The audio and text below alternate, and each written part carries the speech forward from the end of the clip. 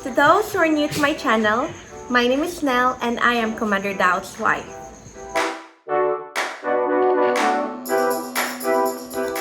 For today's video, dapat sana nagawa ko na to way back January of this year. But unfortunately, because I was too focused in taking care of my child, napatagal. That's why this is the video that is much awaited by everyone. So, which is why I'll be happy to answer all of the questions related to my pregnancy experience. So, if you're following me on Instagram, actually nag-post ako doon sa my story ko where you can ask me about any questions about my pregnancy. So, if you're lucky that you're able to post a question there, then I will be happy to answer that for you. Actually, I put all the questions here. I can see it here in my phone. So, let's start! First question was, how did you know that you're pregnant? Actually, guys, the first indicator na I think that I might be pregnant was when I missed the period.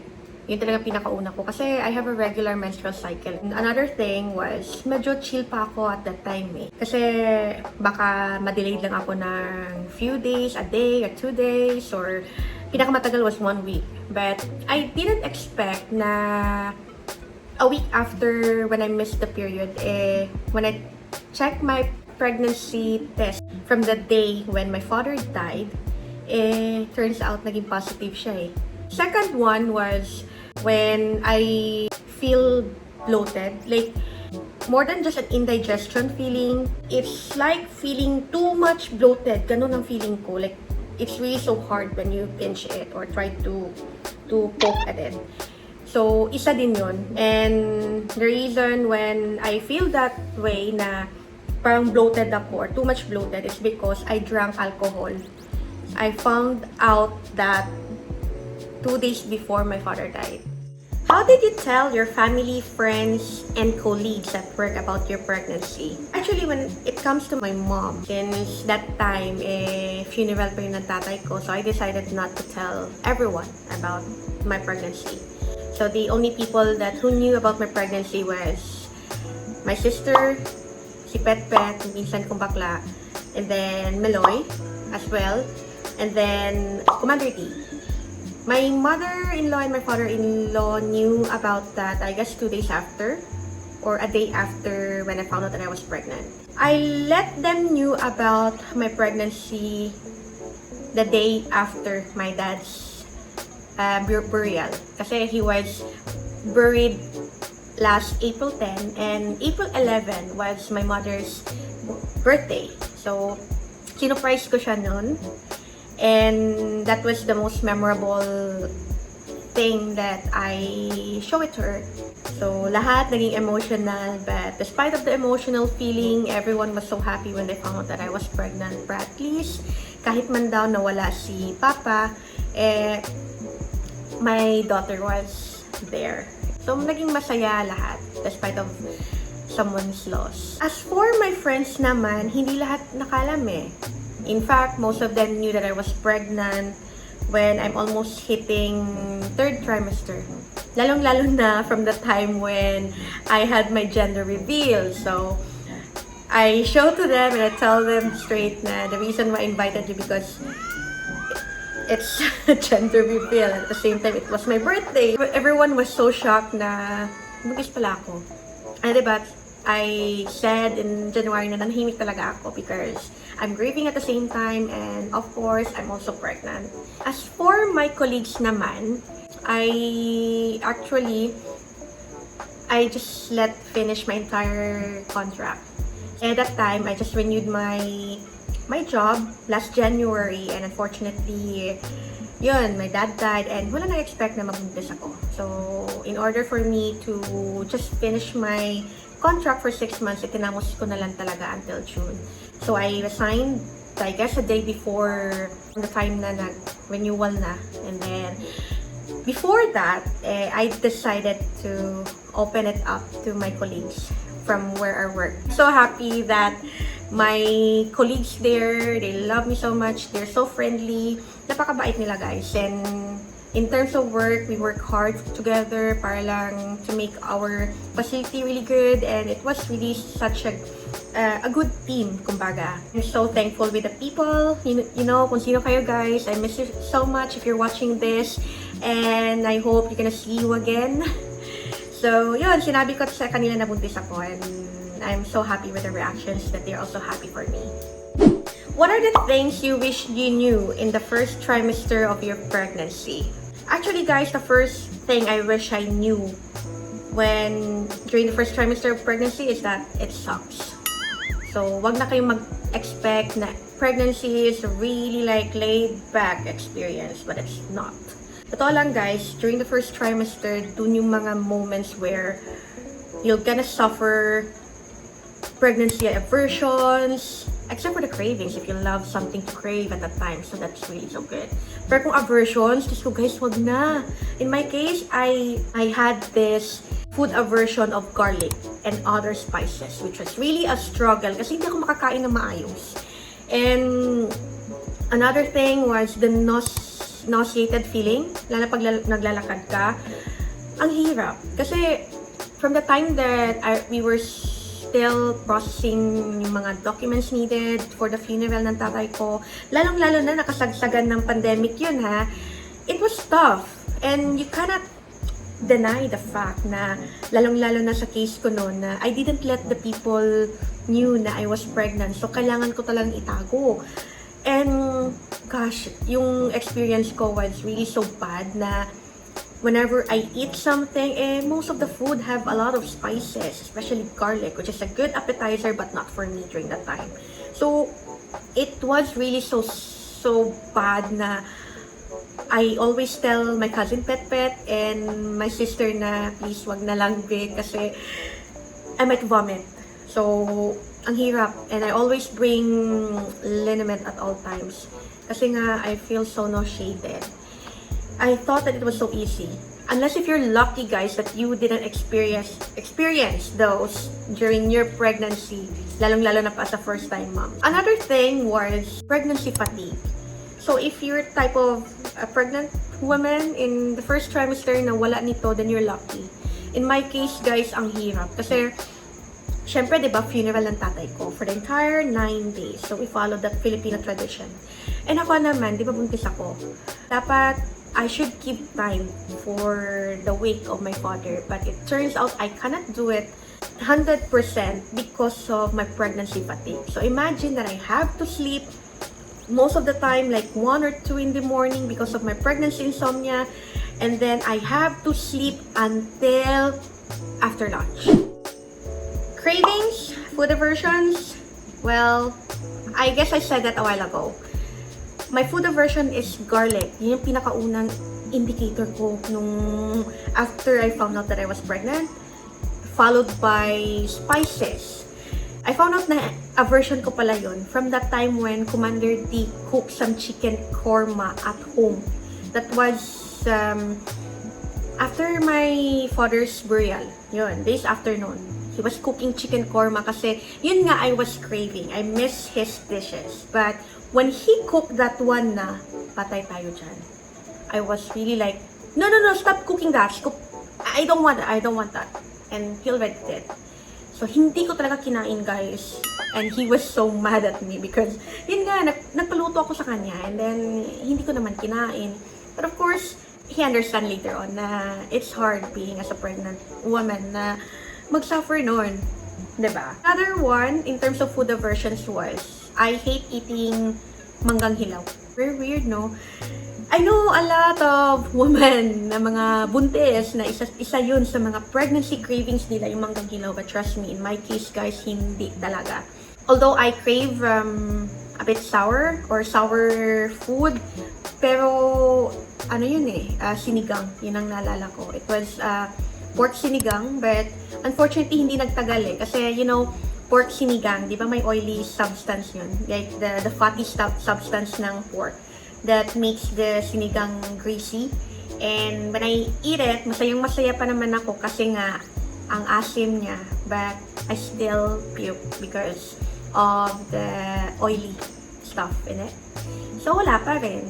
As for cravings naman, I was craving for spaghetti, the meaty one. And then another pregnancy cravings that I had was the pizza. I love pizza. As long as na hindi siya greasy, so I like the brick oven made. Basta Hawaiian pala yun. Basta Hawaiian pizza. Or the calzone. Or how do you pronounce that? Calzone? Calzone. Yun. Next food, the halo-halo. I love the halo-halo. There was this specific halo-halo shop that I always ordered in Grab. So, yun yung ino-order ko all the time. And I enjoyed it kasi it's more on fruits. And then, after no, nag-shift na ako, which I stick to siopaw. I love siopaw. Especially the one with the red dot in it in 7-Eleven. So, whether it's a budget meal or not. So, gustong-gusto ko talaga yun. Also, another thing was, isa sa mga crave ko naman was my husband. Huwag na tayong mag-char-char dyan, guys. Alam ko, may iba dyan na they do crave their husband. So, if you do, just comment down below and I would love to read those comments of yours or share your experience. Mag-enjoy ako dyan, guys. So, in my case naman, si Commander T, isa sa mga people na nakikrave ko. Especially during my first trimester. I go to sleep, my comfort thing to do towards him was, I love to pinch his nipples. I know it sounds weird, pero yun yung gusto ko eh. And then, if he doesn't want to do it, kasi nga, di ba it's ticklish? So, I love to pinch his arms, his fluffy, or his cheeks, or if not, I love to touch his nose, or tickle his nose, or his ears. I know na may times talaga na medyo iiyak na ako, kasi nga, because I can't get what I want. Pero, later on, I realized na it's also in the uncomfy on his part. So, ang ending nun, since na it was also struggle on his part, I said na you go out of town na lang kasi rather than I'll miss you even more. So, yun ang ginawa ko, guys. I let him more travel kasi nga, if he stays here often at home, yun nga, kawawa siya sa akin and siya yung mas lalong napapagod. And you know, guys, when I'm craving for him, siya yung mas lalong nagsasuffer in terms of the symptoms, the pregnancy symptoms, which I observed. Yun ang reason na I decided to let him go out for a travel and let him stay there for a bit longer kasi nga, ang hirap, guys. So, how do you deal and manage your stress during your pregnancy? So, here are the things that I do to manage my stress. Number 1, sleep well. So, 8 to 10 hours is a good one. Para at least it could help you and your baby to grow better or have a good development. Second is good food. So, hindi naman natin maiwasan na we tend to crave certain foods, you know, as long as you eat well and healthier. But in my case kasi, parang napasobra na din yung cravings ko, which is not a good idea. So, don't follow me, guys. Honestly, guys, I suffered from stress eating until second trimester without noticing it. Aside from grieving, I eat a lot. Thankfully, I still eat a lot of healthier food like veggies and fruits, but in larger quantities. Not to mention that I still crave those food that I love. So, lesson learned, no to stress eating to prevent any pregnancy complications. And don't eat in larger quantities just because you eat for 2. So, if you can, you eat well, okay? Third is do some walk. So, since we're in the middle of the COVID-19 pandemic noon, so, ang ginawa ko, kung hindi ako makakalakad outside is, I dance at TikTok. I know it's kinda funny, but, you know, doing things in front of the camera while listening to the music and dance with it, using the TikTok app, it really helps me a lot. Kasi it's a good exercise eh. So, imagine if you could target at least mga 15 minutes dancing, it could really help you a lot. So, yung mga isang bagay na nag-enjoy ako in dealing my stress. And it also push your happy hormones, guys. So, you know, pregnancy hormones are the most sensitive hormones during the entire pregnancy. And if you keep on pushing your happy hormones, your baby will be happy in the womb as well. In terms of dealing or managing your stress, rather than staying inside the house, go and look for support group. Like, go socializing. Hindi naman kailangan na you have to be with them all the times. But just a simple call, a text, or lalo na ngayon, we have this social media apps that could help you communicate with your family. So you do video calls, which I usually do that time. And ako kasi, I'm really into going out eh. Nag-enjoy talaga kung lumalabas, guys. To the point that I even enjoy buying groceries. Kahit na bawal siya nun, kasi yun nga, it's due to the COVID restrictions. But I still do it. Doon ako nag-stop from the time when my tummy reached 7 months. Instead, I let my sister and my cousin Lovely do it for me. And then, I go with my parents' house, mingle with them. Kung hindi naman, with my cousins. So, nag-enjoy kami. We tend to have a bonding together. Go for chit-chat. Yun. Is your partner excited? Make some vid for his reaction, please. When I found out that I was pregnant, I was shocked. Nung sinabi ko naman sa kanya, he was shocked. Sayang nga lang, hindi ko nakunan ng video yun. Pero we were having mixed emotions at that time eh. Maalala ko pa nga, sinabi ni Ansel noon was, too bad Papa was not able to knew that you were pregnant. Masaya siya na sad. Yun yung naalala kong reaction niya. As for childbirth naman, so, I'll just show it here at the side. So, here, his reaction. Na-post ko naman yan sa Instagram. But it was a happy moment. Kasi, iba pala yung feeling na you see your husband carrying our child. It was really surreal. Next. Nag-enjoy akong magsagot kasi nakaka-stimulate ng mind para hindi mag-loading. So next, is it true na irritated pag buntis? Ways para maiwasan ng ganyang instances. Oh, yeah, it is true. Blame it to the pregnancy hormones, guys. Sa totoo lang, hindi talaga maiwasan na we tend to get irritated during pagbuntis. Lalong-lalo na when you're dealing with postpartum. That's when your pregnancy hormones fucked up. Like, sobra-sobra talaga. So, if you haven't deal much during the pregnancy experience, iba yung postpartum. It really much more worse to some. As for the pregnancy, one thing that I could give an advice for that is avoid those stressors that could cause you irritable. Kasi it could also affect your fetal development. Kaya yung isang tip ko na mabigay sa mga mommies na buntis ngayon, or they're in stage of either first trimester or second trimester. Kasi yan yung mga moments na heightened yung level ng pregnancy hormones where it could really trigger yung pagiging irritable nila. What are your fears during pregnancy? During my pregnancy last year, number one talagang kinatatakutan ko was, what if I'll get COVID and it gets severe? Siyempre, I know a lot of moms has this same fear as I do. That's why I'm very much cautious despite na medyo may pagka-stubborn ako, that I still have to go out to get some groceries done, kahit pwede ko naman ipa-ubaya sa iba. That's why I really decided to have a vaccination, which from that time pa talaga, that's the moment where controversial pa yung issue na pwede ba magpa-vaccinate si mommy pagdating noon. That time, I really talked to my OP gynae about that. And she just gave me a medical certificate that it was my voluntary decision to have the vaccine.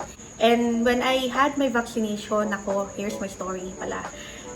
Nung pagdating ko dun sa vaccination site, nagalit pa yung in charge sa akin kasi daw buntis daw ako, bawal daw ako. And then it seems like she forgot na you can provide a medical certificate from your OB gynae to show it na it's your voluntary decision. Alam niyo guys, nakipag-alitan pa ako para lang dun. And all of the sudden, nung pinakita na niya yung medical certificate ko sa doctor ko, ayun, tumahimik.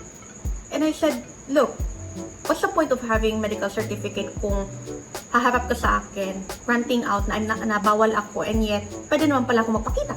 Diba? Yun, that's, oh my God. And then after nung second booster shot ko, that's the time na all buntis or all pregnant women are nandun na sila, priority category na sila eh. And the second one was, I guess it's very known to every first-time mom, is the fear na what if you cannot fulfill your mother duties or your parental duties once na she'll grow out from this world. So, yun yung isang bagay na I have this fear, but it turns out when Lily went out, nandyan pala yung mother instinct, ano. And then other things na you think that you might be doubtful, ang dami namang support groups that can help you. Or even your relatives who had already experienced being as a mom or a dad. So, yun. Do you believe about Filipino myths? If yes, how did you deal with it?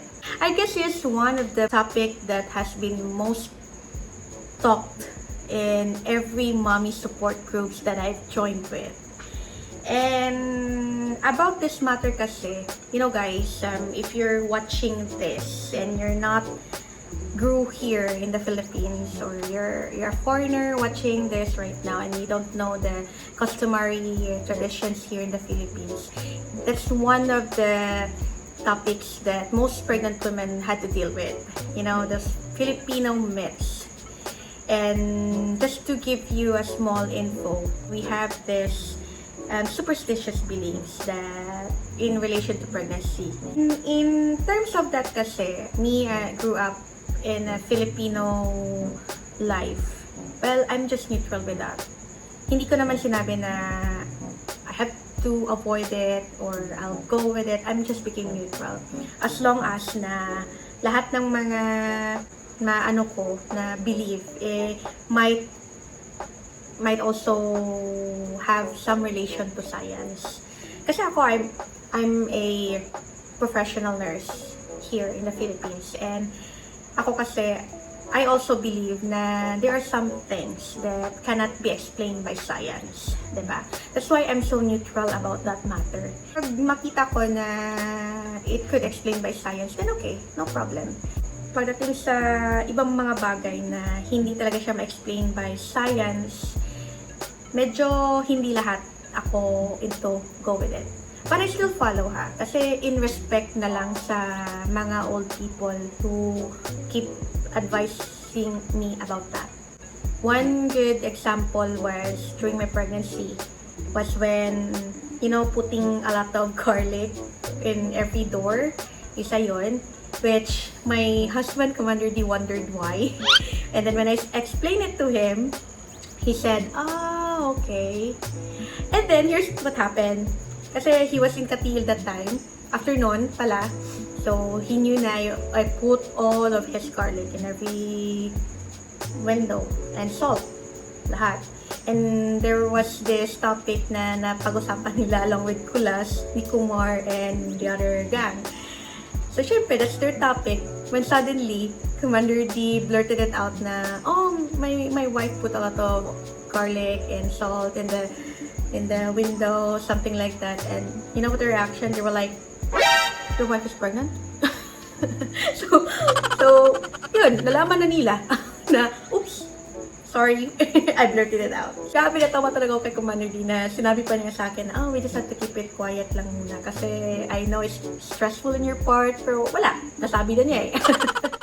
A life hack you had discovered during your first pregnancy that you can share to help other mommies. So here are the life hacks that I knew during my entire course of my pregnancy. So the first one was fill a toiletry kit with snacks. Guys, hindi talaga natin maiwasan yan. And as we all know, especially pag mga first-time mamas dyan, always bring a snack. Hindi mo talaga maiwasan kung kailan ka gugutumin. Yun ang pinaka-importante. And this hack is not just only during your first trimester, but rather all throughout your entire trimester of your pregnancy. Another life hack, have a pill organizer.